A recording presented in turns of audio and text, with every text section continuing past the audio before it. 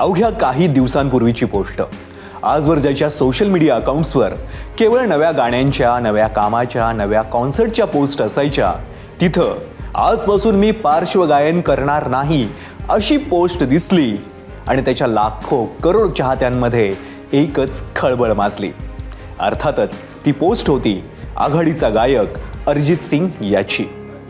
अरिजितने असं का केलं, त्यानं असा निर्णय का घेतला आणि सगळ्यात महत्त्वाचं, अरिजित खरंच रिटायर झालाय का, या सगळ्या प्रश्नांची उत्तरं शोधण्याचा प्रयत्न करणार आहोत या व्हिडिओतून.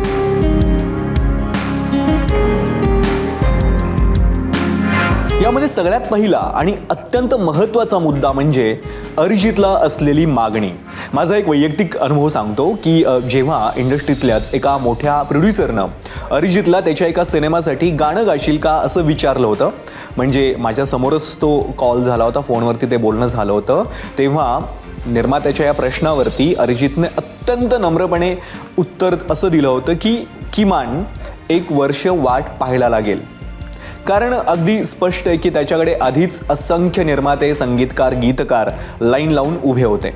आणि का असू नयेत, त्याची क्रेज, त्याची लोकप्रियता आणि मुळात त्याचं टॅलेंट. कुणीही अरिजितसाठी आग्रह धरणं यात वावगं काहीच नाही. कदाचित हाच आग्रह त्याच्यासाठी मात्र दबाव बनला असावा आणि त्यातून तो या निर्णयापर्यंत आला असावा. म्हणजे जर आधीच इतक्या साऱ्या असाइनमेंट्स घेतलेल्या असताना जर यशराज, धर्मा, जिओ, रेड चिलीज अशा बड्या निर्मात्या कंपन्यांनी जर त्याला कॉल केला आणि सांगितलं की प्लीज आमच्यासाठी गाणं गा, तर त्याचं काय होईल? म्हणजे जर शाहरुख खानने 2 दिवसात गाणं हवंच असा जर आग्रह त्याच्याकडे धरला, तर शाहरुखला नकार देणं, आमिर खानला नकार देणं, अजय देवगनला नकार देणं, अक्षय कुमारला नकार देणं सोपं वाटतं का? किंवा सोपं असेल का? अर्थात आता यावर कोणीही असं म्हणू शकतं की पार्श्वगायन हा त्यानं स्वीकारलेला पेशा आहे, त्याचं काम आहे ते, आणि काम वाढलं किंवा त्याचं प्रेशर आलं म्हणून त्यापासून लांब पळण्यात काय अर्थ आहे? मुद्दा अगदी करेक्ट आहे. पण याचा पुढचा भाग असा आहे की अरिजित कामापासून दूर पळतच नाहीये, तो गाणार आहे, पण त्याच्या आवडीचं. आजवर निर्मात्यांनी, संगीतकारांनी त्यांच्या गरजेनुसार, सिनेमाच्या गरजेनुसार अरिजितकडून गाणी गाऊन घेतली. पण आता तो त्याच्या मर्जीनुसार, त्याच्या आवडीनुसार गाणार आहे. जो जॉनर त्यानं आजवर कधीही गायला नव्हता, ज्या पद्धतीची गाणी त्यानं आजवर गायलीच नव्हती, ते सगळं तो आता ट्राय करेल, ते सगळं तो आता गाईल. आता तिसरा मुद्दा जो अत्यंत महत्त्वाचा आहे, पण तो महत्त्वाचा असून सुद्धा त्याबद्दल कुणीच कधीच विचार करत नाही, सध्याच्या काळात तर अजिबातच नाही. तो मुद्दा आहे ब्रेकचा.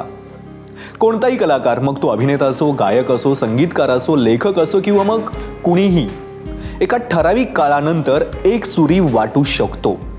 त्याच्या कलेमध्ये एकसुरीपणा येऊ शकतो. आजूबाजूला जर पाहिलं तर असंख्य उदाहरणं आपल्याला दिसतील. तर स्वतःला एकसुरी होण्यापासून जर वाचवायचं असेल तर एक छोटासा ब्रेक गरजेचा असतो.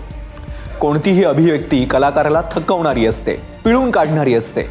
सगळं देऊन जेव्हा रितं होतो तेव्हा ते पुन्हा भरून घेण्यासाठी एक ब्रेक गरजेचा असतो.